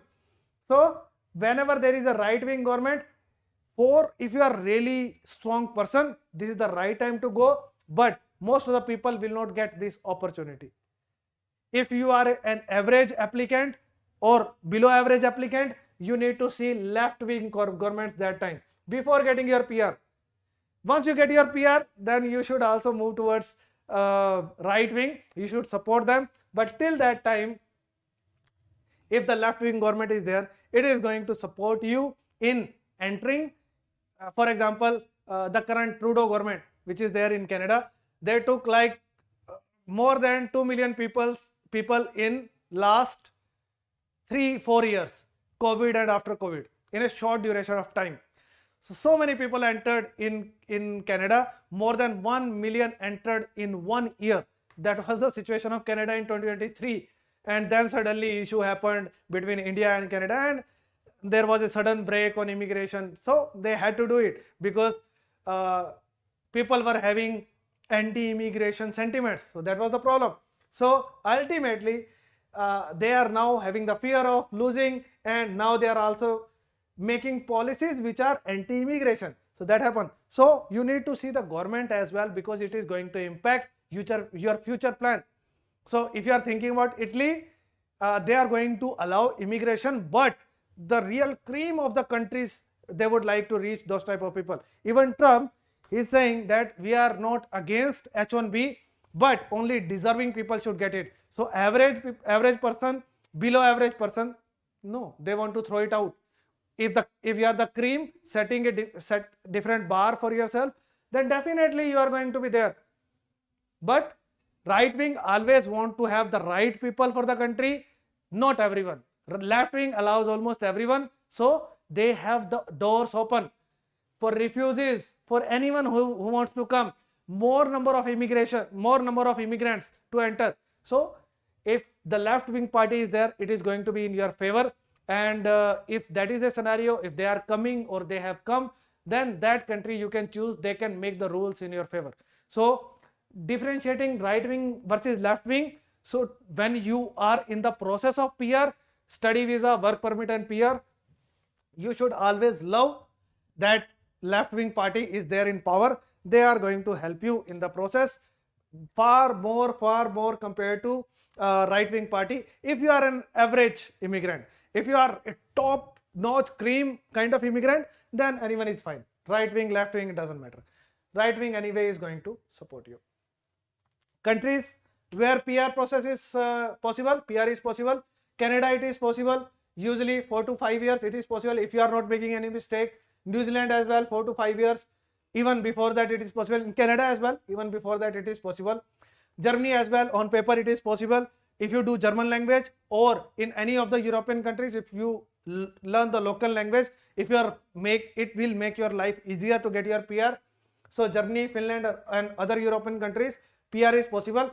If you learn the local language, it is a great thing for you. Even for Canada, if you are going to learn French, it will make your life far easier. In Canada, it can get you PR from outside Canada as well.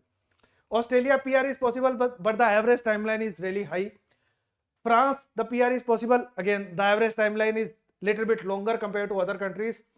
USA, there is no timeline. It can take 15-20 years. There is no fixed data for that, but usually it takes legally. Illegally, it can take maybe 2 years if you apply for asylum. May not be possible now, but in USA, legally it takes 15-20 years to get green card. That's the problem.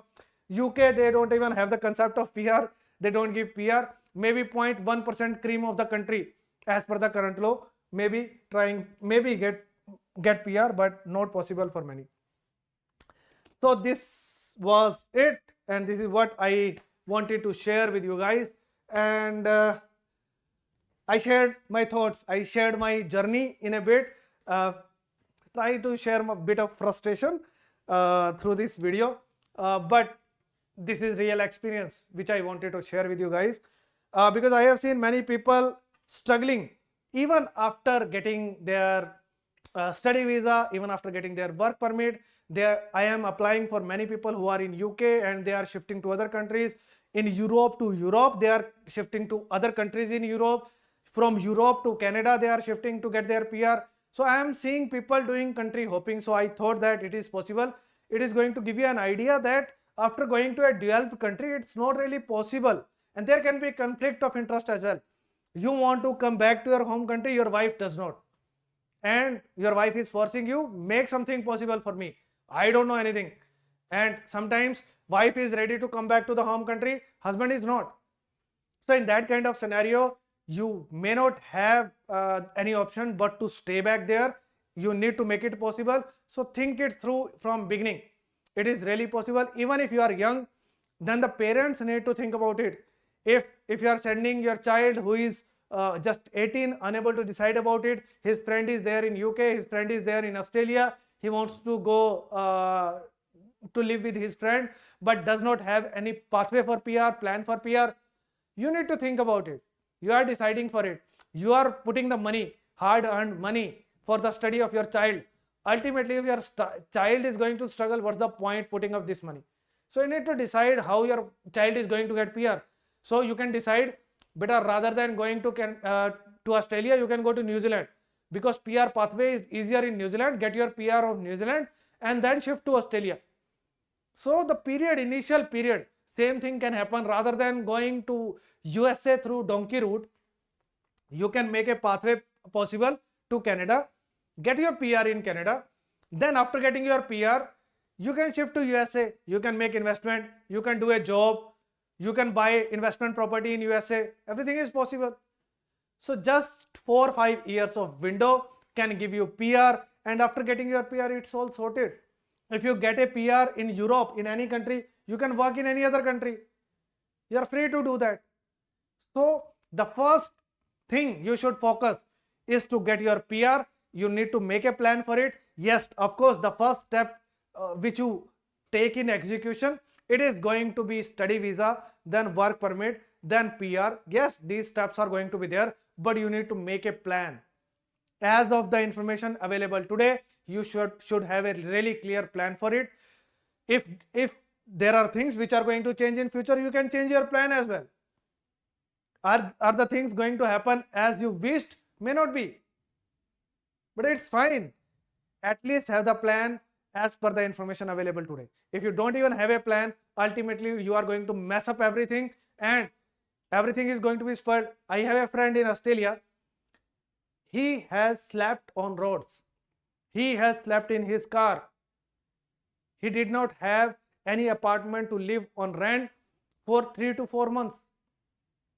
It was a miserable period, but he did not share a single thing at his home.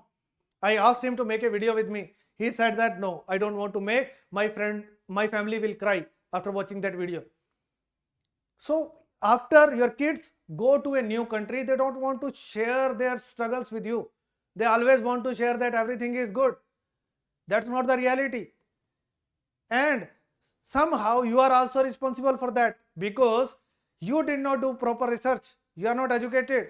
Even if you are not educated, you did not do the research. You did not ask many people for the PR.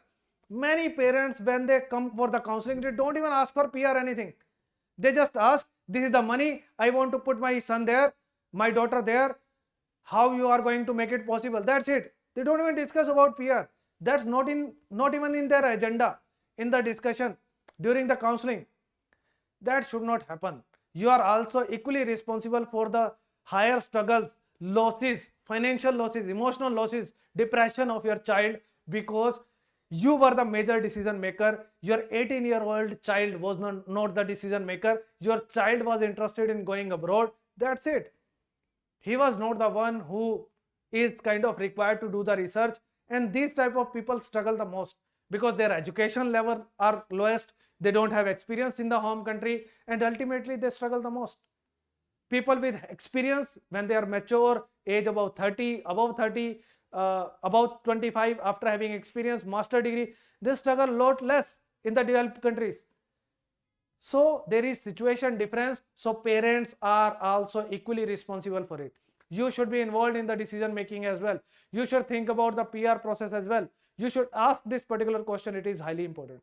So I have shared all of my thoughts, If you want to apply with me or book a consultation with me, you can call me on my WhatsApp number. These are the WhatsApp number, or if you are in India, you can call me directly as well.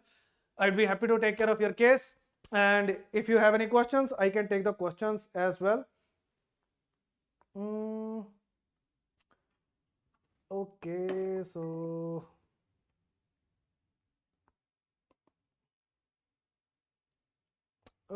so the questions are not visible to me.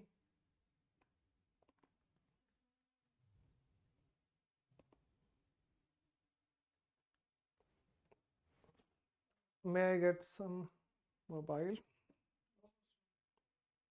There are no questions.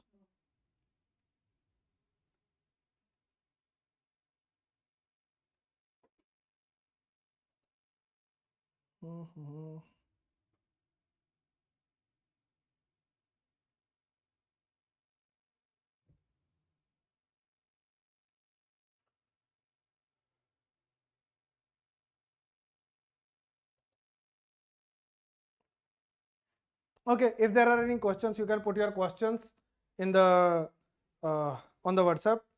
I am unable to see any questions. Maybe there are no questions. Maybe questions are there but not visible to me. Just give me a second. I guess there are no questions. Okay, good to go. No problem. Thank you so much, everyone. Whosoever is watching this live session, thank you so much for watching this live till the end. And if you still have any questions, you can put your questions, or if you want to apply with me, this is the number you should save, and you can ping me on WhatsApp. Thank you so much, and see you in next video, next live.